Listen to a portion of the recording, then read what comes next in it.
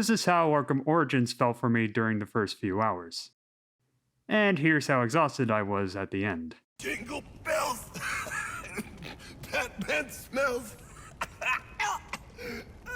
No. This game was cited as the black sheep of the Arkham franchise when it first came out. You know, before Suicide Squad killed the Justice League. Yet, in nearly all the videos I saw for the game, people were begging for a remaster or saying this was an underrated game. Even on Steam, you'll see very positive scores. After playing it myself for this review, my response is this. Are you sure about that? First, here's a quick breakdown of the game's development. Arkham City was a sensation, brought in a lot of dough for Warner Brothers, who then decided to capitalize on its success with a prequel game. Instead of Rocksteady developing this one, since they had better things to do, the publisher handed the project over to its Montreal studio, who have made games such as... oh boy. Okay, Gotham Knights was long after Arkham Origins. What'd they make before those? Wait, that exists?! So they aren't a game developer juggernaut like Rocksteady, but there were gaming veterans at the helm. For example, Benoit Richer as game director, who was a level designer for some well-known games, and director for... oh boy. Okay, things look rough, but game franchises and spin-offs did well without the original teams, before being buried in the mud. It still had some good reception, right? Oh, okay. As for my own experience, I never bought Arkham Origins when it launched because of the reviews I initially saw. I just watched some cutscenes and gameplay videos. When I did play it years later for fun, I remembered dropping it quickly. Several problems were holding it back, and better games existed. Doing this review years later, I will say that this game tested my limits, not in skill, but in retaining my attention. I will detail why, but first, the premise. As the name implies, Batman is... 2 years into his career. Okay. It's still set long before Arkham Asylum, and the Dark Knight is relatively new. He's not an ally of the police, who deny his existence to save face. Commissioner Loeb, any comment on the rumor that it wasn't actually the cops who captured Mr. Day? There is no such thing as a Batman. Captain Gordon! Captain Gordon! Commissioner Loeb! But tonight, on Christmas Eve, Blackgate Penitentiary was broken into by Roman Sionis, aka Black Mask, to seemingly clean house of all his former associates. He also puts a bounty on Batman's head, and 8 assassins are out to collect. Batman aims to find Sionis and the assassins before they wreak havoc across Gotham. It's a strong start, but you'll see how it goes. For the presentation, it's baffling. The graphics are much sharper than Arkham City, so you may cut yourself if you're not careful. Not to mention, all forms of cell shading are sucked away, as is most of the color palette, to the point of being beyond muted. The lighting also reflects this, with darker shadows and shades. They try to mix things up with snow on the ground, some interiors are brighter than others. Still, they don't do a whole lot. Not to mention, the darker lighting and colors make several fights in the open world almost hard to discern. For example, here's a fight where a criminal gang and corrupt cops are fighting. Can you tell which one is which? Of course not, because everyone is wearing some shade of black, brown, dark blue, or gray. Having rival gangs fight each other is great, something I wish Arkham City had more of. But it's not executed well. It also affects fights in general because I can barely see if there are any armored thugs. This especially goes for the police since they all look similar with next to nothing to help tell them apart. The art direction also takes a hit, but not as much. There are a few fairly unique locations like Penguin's flooded freighter, the courthouse which has been de-two-faced for something more anarchical, and another location I can't mention due to spoiler reasons. However, when going out into the open world, it becomes apparent that most of the map is copy-pasted from Arkham City, just patched up to make it look clean and spiffy. They added just one new island, but besides 1 or 2 indoor locations, it blends with the copy-pasted stuff. The environments overall are generic looking. there's nothing memorable or distinct about them, except the little details that either catch your eye or you must be searching for. This is unlike Arkham City or Asylum, where you could immediately tell what made each layout unique, or find the details during Riddler challenges.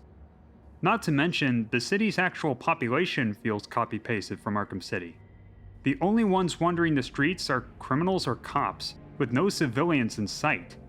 They do make an excuse for this by saying there's a snowstorm outside. The developers clearly didn't see this classic video.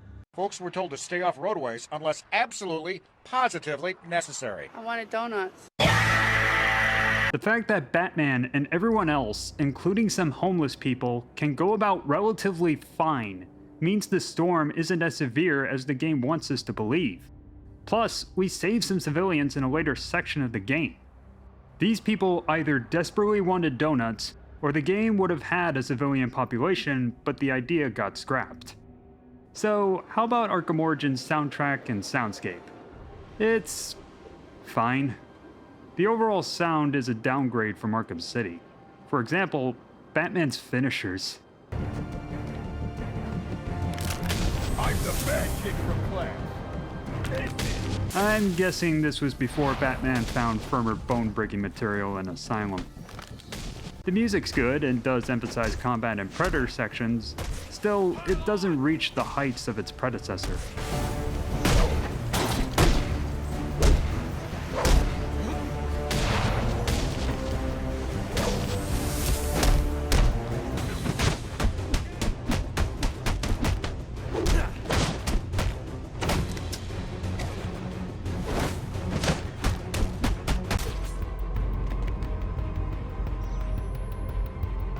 Give it up, Batman. There's no way you're getting out of here alive. Copy.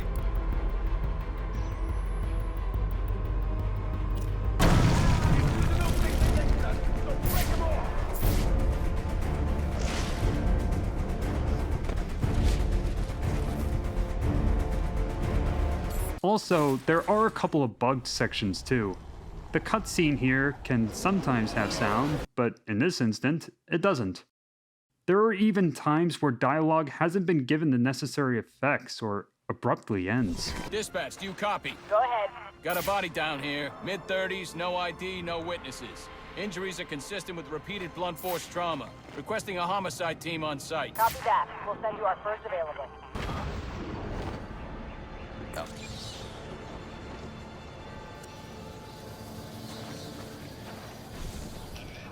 Then there are the character models.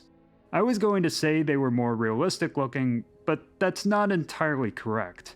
The game sacrifices the comic book aesthetic to make the characters grittier and razor sharp.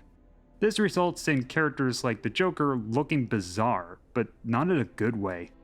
The transition from Asylum to City did increase the sharpness, but didn't forsake the comic book style of the characters. Arkham Origins pushes it to the extreme and ends up somewhat uglier for it. If I wanted a realistic take on comic book characters, I'd go to the Dark Knight trilogy, or the next Arkham game. It doesn't help that the new voices for the characters are not what one would expect for an Arkham prequel. The voices themselves are good, especially Troy Baker as Joker, who is the closest voice to Hamill's interpretation. Oh, Batman, hurry! Someone's about to get shot!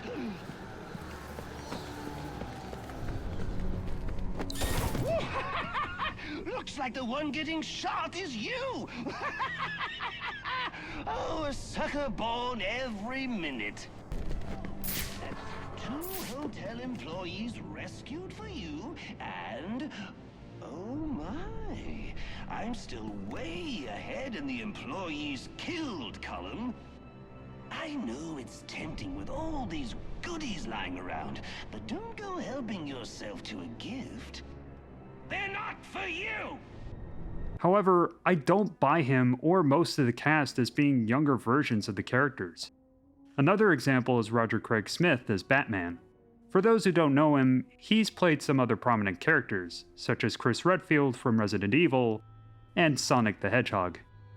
As you may imagine, the acting is pretty much Chris Redfield trying to be Batman. Penguin. Not a dime changes hands in this city he can't tell you about. If anyone knows where Black Mask and his assassins are, it's him. Black Mask, put a bounty on my head. Where is he? I don't keep tabs on every geezer with a grudge. You're not a popular bloke in this town.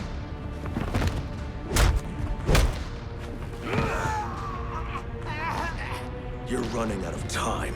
Smith isn't a bad voice for Batman, he's great. But he sounds more like a scarred war veteran Batman, not a young Kevin Conroy. There's not much to say about many of the secondary characters and the facial animations.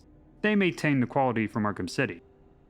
Their voice work is still good, even bringing on new talent and characters. The problem is how the story handles these additions, which I will get into later. First, the gameplay. I'm not going into too much detail for this one, because it's the exact same formula as Arkham City. Traversal, combat, and stealth barely see any changes. From a story perspective, this is problematic. You're telling me that Batman had a grapple boost, something indicated to be a prototype in Arkham City? That Batman could slow down time, perform multi-takedowns, and a bunch of other stuff, which he never bothers to do in Arkham Asylum? They do create stand-ins for the gadgets, but they're just lazy. The remote claw and the disruptor gun are the line launcher and the disruptor from Arkham City. They have some tweaks and extra utility, but you may not use them much depending on how you play the game. The glue grenade is basically a freeze blast reskin. If anything, all of this feels more like grounds for a sequel or an expansion to Arkham City, not a prequel. Gameplay-wise, this does mean that those coming off of Arkham City will feel at home. Mostly. There are iterations that Warner Bros. Montreal made, but also a handful of mistakes. So instead of going category by category, as in previous videos, I'm going by what I consider good, middling, and bad. I won't mention every single aspect, just the most significant ones. First, while the combat is the same, a few additions do make it more fun. For enemy variety, some martial arts guys can parry your attacks, so you have to parry them back to land a hit. There are no Titan enemies, but there are members of Bane's gang infused with Venom who take a bit longer to take down, but you can use instant takedowns to expedite the process. There are brutes, but they're more like the brothers from Arkham City. They'll either try to bear hug you or swat you like a fly. As for gadgets, there are a couple of unique additions. One is the concussion grenade, which I only use for ambushes, but this does go well with the remote claw in setting those up. Then, there are the shock gloves. You get them from this guy, the electrocutioner.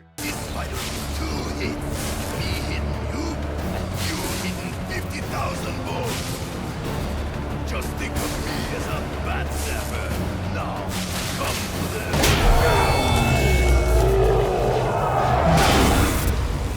Best joke fight ever.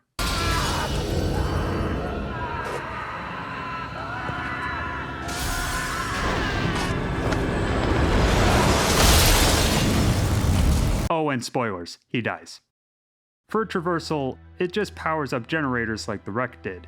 But in combat, you power up the gloves by hitting enemies, and when it's full, it serves as a devil trigger like Devil May Cry 5, increasing attack damage and smashing through everything. Shields? Bulldozed. Martial artists? Parry this, you filthy casuals. Stun batons? I have more kilowatts than you. The shock gloves can also counter the red flashing attacks. This includes the stun batons, but I had to bait the attacks since they had become unusually passive, even when they're the last enemy standing.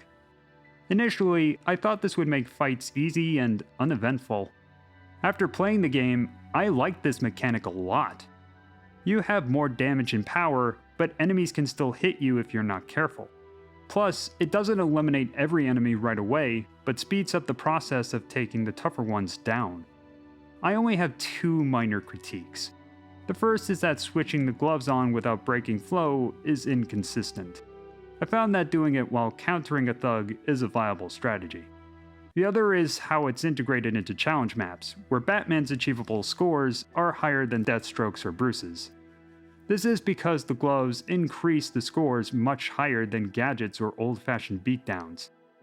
it ends up being necessary to use, not just an option. Speaking of Deathstroke and Bruce, these characters actually add some replayability to the challenge maps.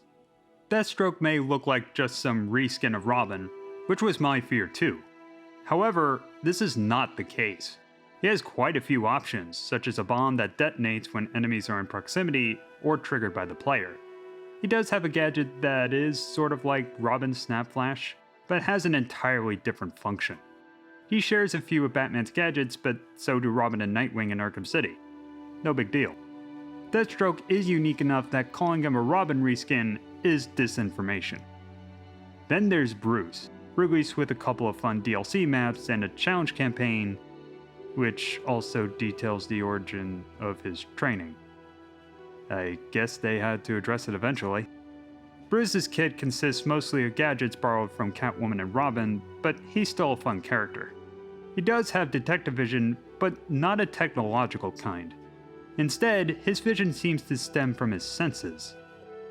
If his perception is that strong, why even bother with detective vision? There are additional skins like before, which still look cool and refer to obscure Batman stories. I especially like the one where Batman is a literal knight from the King Arthur tale. It's like playing a stealthy crusader. Then there are the boss fights, the most significant improvement. Deathstroke and Bane are my favorites for being 1v1s against Batman, which I wish Ra's and Bane were from the previous games. Firefly is good, though he's more on the level of Arkham City's bosses. A good challenge, but somewhat repetitive. Copperhead is a group fight while Batman is tripping under poison, but does provide insights into Batman's psyche. The other ones are major spoilers, so I'll just say that the bosses are the best in this game and this game only, for whatever reason Rocksteady had for their next game. Finally, the crime scene investigations are the best additions to this game. Arkham Asylum had Batman following Sense, which the sequel did improve on, if only marginally. Arkham Origins takes the concept to its logical conclusion. Not only are you finding clues, but also visually reconstructing the events. You can rewind and fast forward through time, retracing steps to find discrepancies. It reminds me of the reconstructions from Crimes and Punishments and the visual calculus skill from Disco Elysium.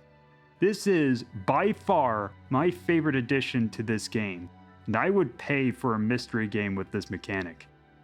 Heading into middling territory, the challenge maps are up first. While the ones I played are fun, those that aren't DLC are locked away not by Riddler trophies, but by completing challenge campaigns. You'll see why in a minute. Another issue is how they handled difficulty tweaks. I started on hard, but found that the counter indicators were removed. I thought they may have returned to Asylum's old difficulty setting, so I tried the game on normal to be sure. Still, the indicators did not show up. I did find out what they were tied to. Do you want to guess which setting turns them off? Hints. As in the tutorial hints, which Arkham veterans may have turned off because they were confident in the control layout. This is a minor complaint, but a perplexing one. I understand wanting to turn indicators off for a challenge, but why not have it as its own option instead of bundling it with tutorial hints? Then there's the problem you probably noticed I didn't start with, which is the game's kind of broken. Granted, the games I previously reviewed had technical issues, but they were rare or manageable. With Arkham Origins, it's clear that the game launched in a buggy state and was never fully fixed. Thankfully, most of the glitches are downright funny, but then there are others which are just annoying. For example, Riddler informants are back but aren't highlighted right away. You need to identify them first. However, it doesn't always work and doesn't need to. Riddler informants don't get knocked out if you don't save them for last, which does save some hassle. Yet, there were a couple of times when the game refused to let me interrogate the guys and I had to restart from a checkpoint. Some bugs can even mess with combat flow. For example, I downed a guy, but he got right back up to stop me from doing a takedown on his buddy. There were similar problems like this, though they rarely happened. There also seems to be some bugginess with the AI. One time, all the minions froze in place when a guy was checking on a man down. This seems to extend to the enemy's vision, since I swear there were times when they would have seen me. There was one time that a guy just outright ignored me. One more concern to note is that, while trekking back through areas for collectibles, I was experiencing slowdowns where I shouldn't. I looked back at my settings, and it turned out my resolutions changed on me for no reason. Is my copy of Arkham Origins sentient? Finally, there are the Riddler data packs. Not trophies, data packs. The story is that Riddler stole information from the rich and is ready to reveal all of it by morning. Some were a challenge, and one or two of them were nearly impossible to get to. Eventually, collecting them becomes tedious, and the places they lead to are lackluster. There are no riddles that lead to incredible details like the games of yore. It's just these packs. Then there are the missions to unlock fast travel points for the Batplane. You retake these by taking down the henchmen around it, using the necessary gadgets, and then using the crypto sequencer to unlock them. After that, you move on. The Riddler stuff is what tested my limits with the game, but it's not horrible, it's just mind-numbing. There are no stakes like in Arkham City, and it doesn't entice you to explore the game world. There are cool Easter eggs and clever crevices, but there aren't any incentives to find them. Riddler's mission becomes a chore, which is noticeable when the other side missions are excellent. It left such a bad taste in my mouth that I have no qualms about spoiling what happens after you collect them all. You go down to Riddler's lair, and you find... Somewhere out there, the person who created this whole thing is laughing his butt off at my expense. We're approaching what I consider horrible, starting with the Wayne Tech menu. It's not for the upgrades themselves, which have one or two additions, like being able to do 2 special moves instead of 1. The problem is how they're unlocked. In previous games, you could spend your skill points on skills and gadgetry while ignoring health upgrades unless needed. In Arkham Origins, you need to unlock health upgrades to unlock special moves. Why? No, seriously, why do this? People already good at the game will be annoyed since the moves they want are locked behind upgrades they don't need.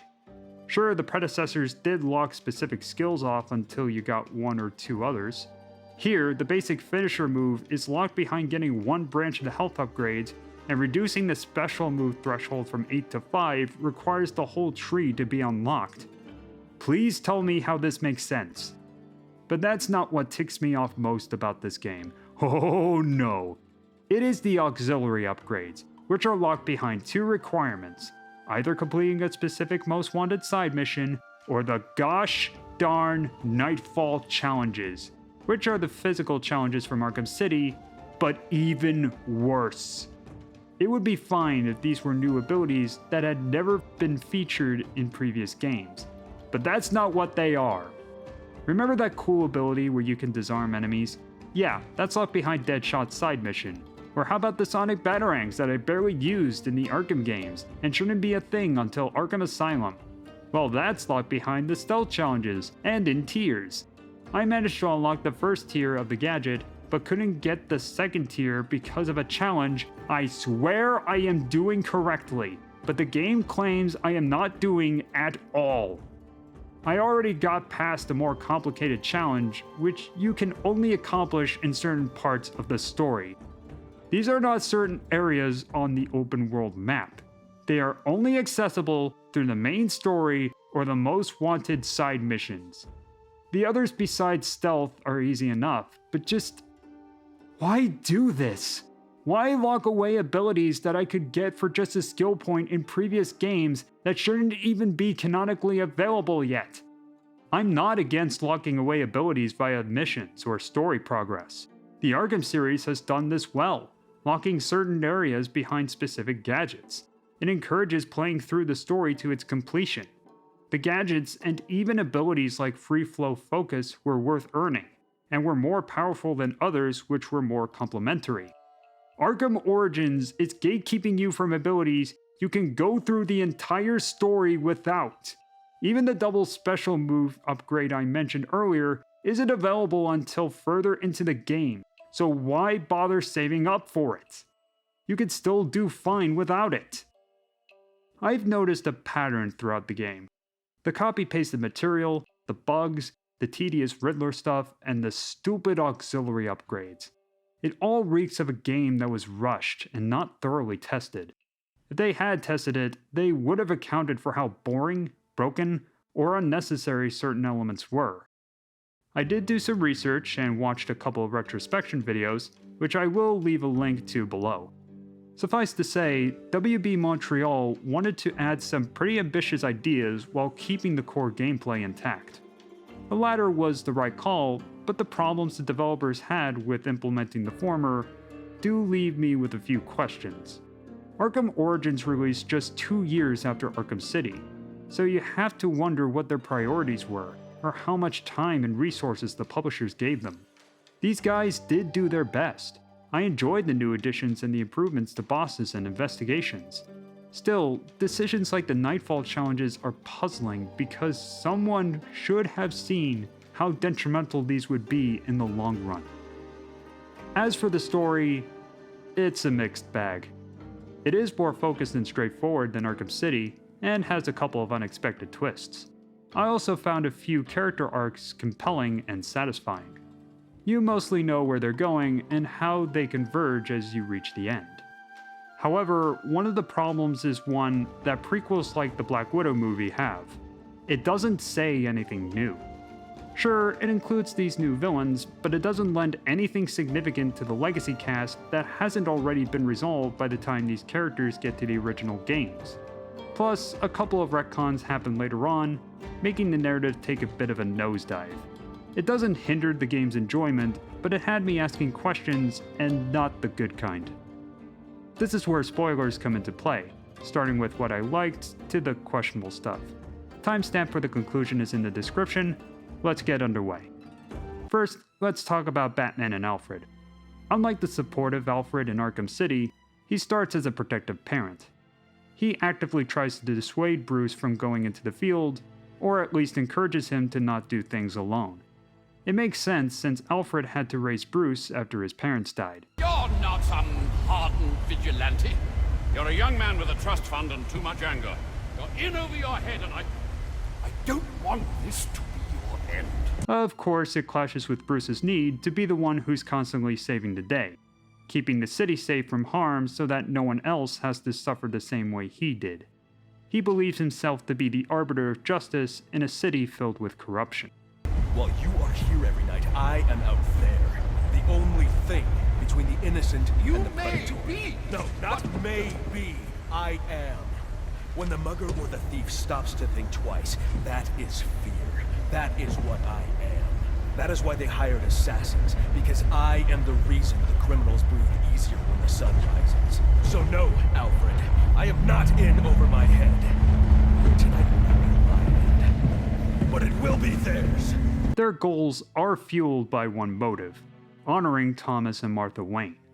Alfred wants to honor them by keeping their son safe, while their son wants to honor them by keeping the city safe. Batman doesn't hate Alfred or misjudge his well-meaning goals. It's just that he feels the burden of responsibility on his shoulders, and it's starting to get to him. This is especially evident when he's dying of copperhead poison. What would your father say if he could see you now, throwing away your family's hard-earned fortune on these frivolous nightly escapades? And for what? You're not this city's savior. You're a Wayne, and a spoiled, wasteful disappointment of a Wayne at that. Have you forgotten what your family name stands for?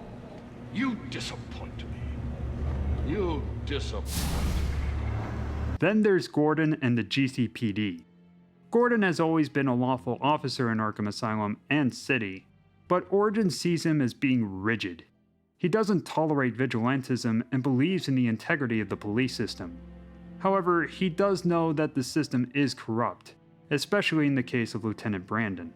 Alright, listen up. While you jokers were playing cleanup crew at Blackgate, I was making us some money. I worked out a deal with our pal Black Mask. If any of us can kill the Bat before the assassins get to him, we get the bounty. All $50 million of it. And for those of you who ain't too good with the math, that means we all retire early. Nice. That's what I'm talking about. Let's take him down then. Yeah, what are we waiting for? Enough! We only get one night to get this done. So whatever they put you on tonight, I want you to blow it off.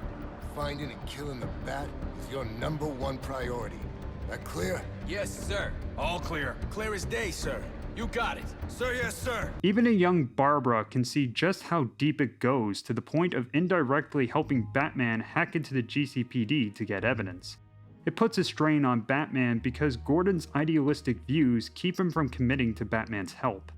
Of all the plot points, I was genuinely invested in this one since it gives glimpses into the GCPD beforehand and why Batman feels that he carries the fate of Gotham. However, these wrap up the good points. The big picture is where the trouble starts.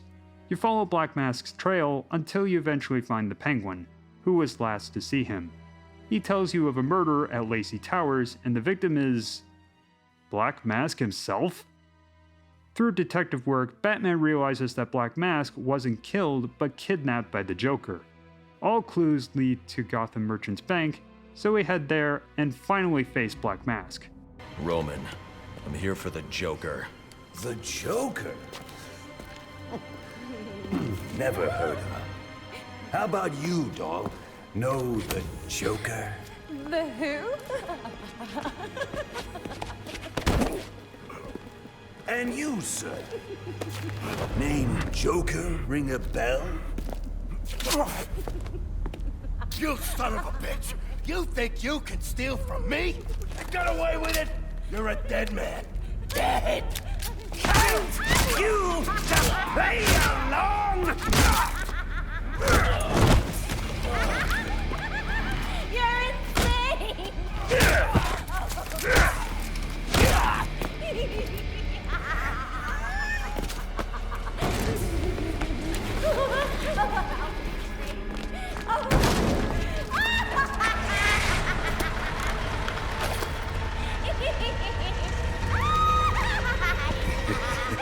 It's been you this whole time. Oh.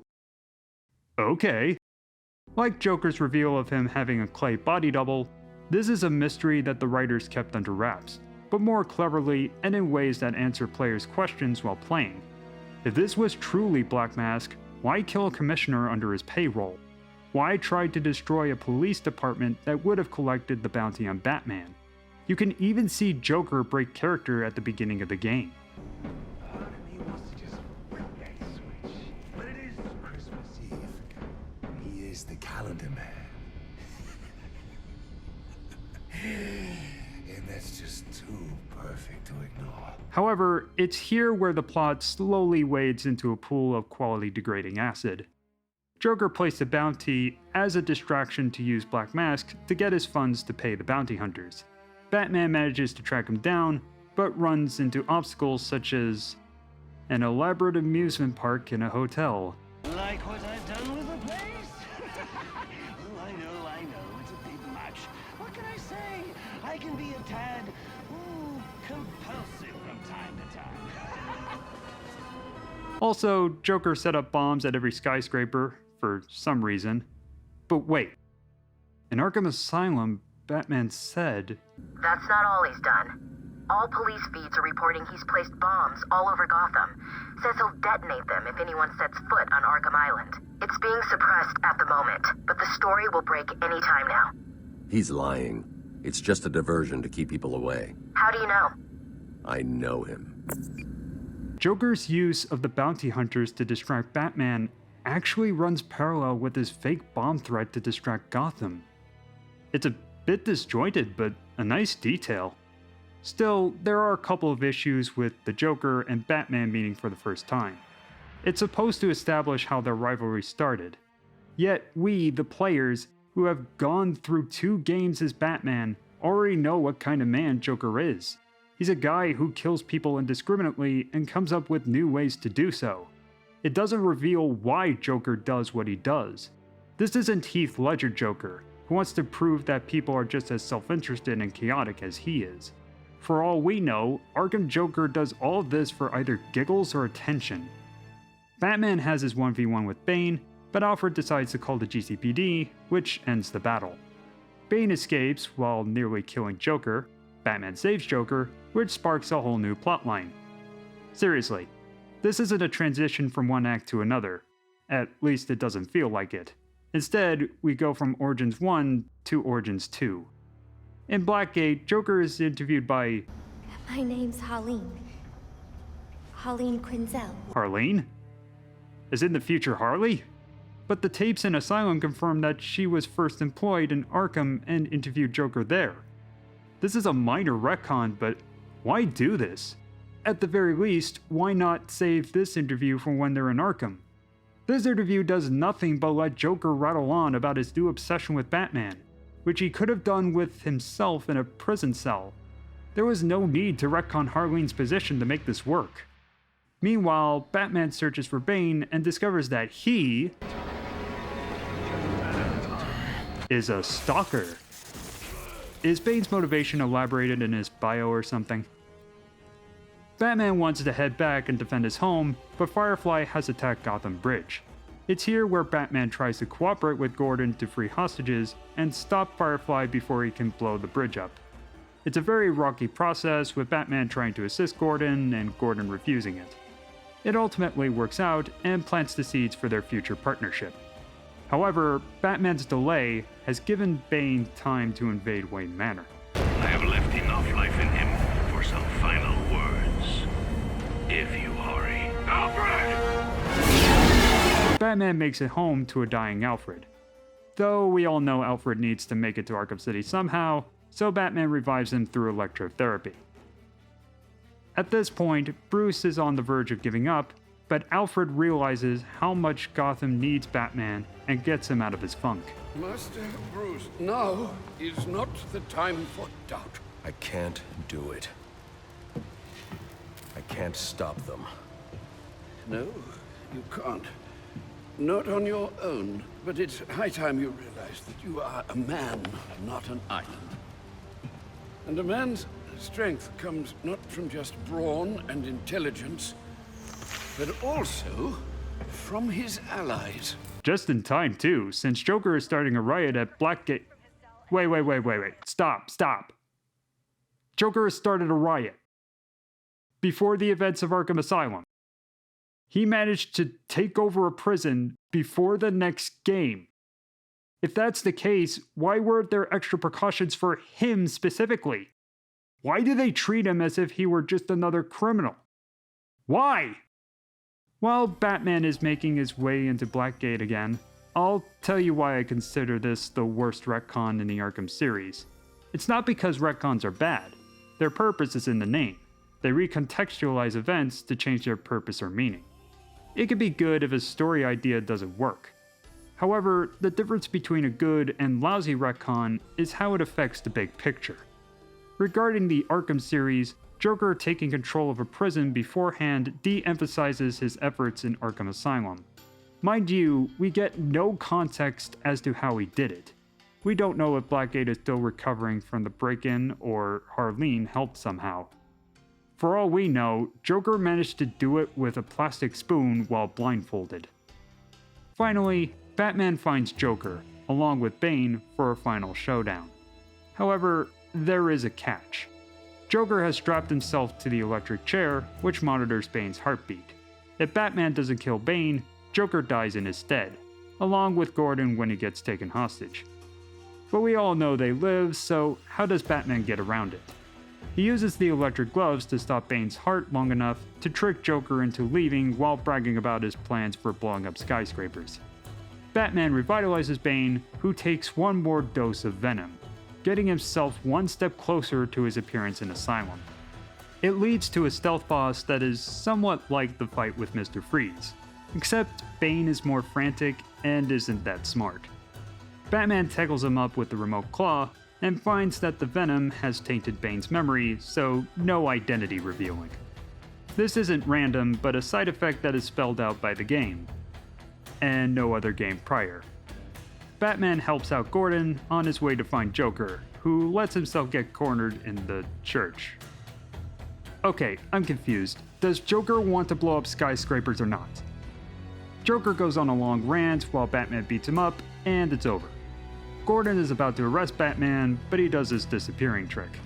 Gordon rationalizes it as letting Batman go or something. I'm starting to think that the writers didn't remember what the character's motivation. This isn't about the police or the Batman. It isn't about the state of our nation somehow churning out a dangerous new batch of the criminally deranged. It's about the failing of one single institution. An institution which, in my view, represents the biggest threat to Gotham and its citizens. A time bomb, just waiting to go off. If tonight's events have taught us anything, it's that Blackgate is not the place to be housing our city's most dangerous offenders. Not one, but 2 prison breaks in the same night. All of tonight's tragedies would have been avoided if Gotham had a proper treatment facility for its top echelon offenders. A place with impenetrable security, where the most dangerous could be isolated, rehabilitated, and treated for their illness. A place like Arkham Asylum. Wait. This whole game was to set up why Arkham Asylum was reopening. This isn't just the origin of Batman and Joker's rivalry, or of Batman being on good terms with Gordon. This was the actual origins of Arkham, yet only mentioning the institution in a dialogue during the credits? This is so needlessly convoluted. Still, it wasn't the story that tested my will to play this game, but the stuff in between. The bland Riddler data packs, certain skills being locked by stupid challenges and side missions. I was almost ready to give up. Then I played the Cold Cold Heart DLC. To summarize the plot, it's a retelling of Mr. Freeze's tragedy, as he explained in his interview with Strange. I knew going in it would be a dramatization of that. But it is an excellent dramatization. I was engaged with the story, seeing things from Batman's point of view. Ferris Boyle, the true villain, is somebody Bruce initially saw as a philanthropist like him. However, as the truth slowly reveals itself, Batman's attitude towards Freeze and Boyle starts to change. Whatever fury he had at Freeze is more directed towards Boyle, whom he had a considerable amount of trust in.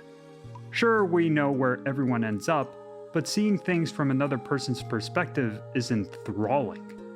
I had more fun playing through the DLC, which features a new ranged enemy type and puts armored enemies into the stealth sections at certain times. It forced me to be creative and use the environment. Another excellent addition is the XE suit, which replaces the electric gloves with thermal gloves to add more spice. I can't wait to use this skin and challenge Matt. I can't switch to it at all. Why isn't it possible? It's just not. Why not? There are challenges that lock off skills, but they aren't too tricky. The final boss is fun enough, being a stealth boss as in Arkham City, just with the ability to drop large icicles on him. My only disappointment is that this wasn't the main story. Still, please don't take any criticisms to mean that I hate the game. It did have some great additions like the new enemy types, the DLC and playable characters, and the shock gloves. But some of the side stuff, especially Riddler's, became tedious, and only a few of the villains are memorable. Not to mention, the story, at least the main one, is ultimately forgettable. This game dissuaded me from continuing with New Game Plus or the multiplayer mode, which I have heard good things about. Now, I don't give scores because they're subjective. Despite the points I made, someone may still give it a generous 9 or critical 4. Still, I agree with the overall 7 from both fans and critics. It is good, but the flaws are hard to ignore and somewhat wore me down. I may go back to check out the multiplayer, but I've pretty much moved on. Still, I will leave this review with one more rant. If enough people want a remaster of this game, and Warner Brothers decide to give them what they want, just please, for the love of all that is holy on this earth, please remove the Nightfall challenges, redo the Wayne Tech menu to resemble Arkham City's, and make the auxiliary skills buyable via skill points. It will make the game much more playable. Thanks for watching. Just one more game to go, and I can't wait to talk about it. So, subscribe or follow the channel so you don't miss it. I'll see you all for the finale.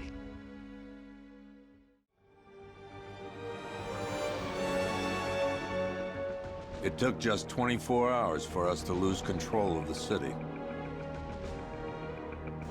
Tonight, Gotham's relying on one man to save us all.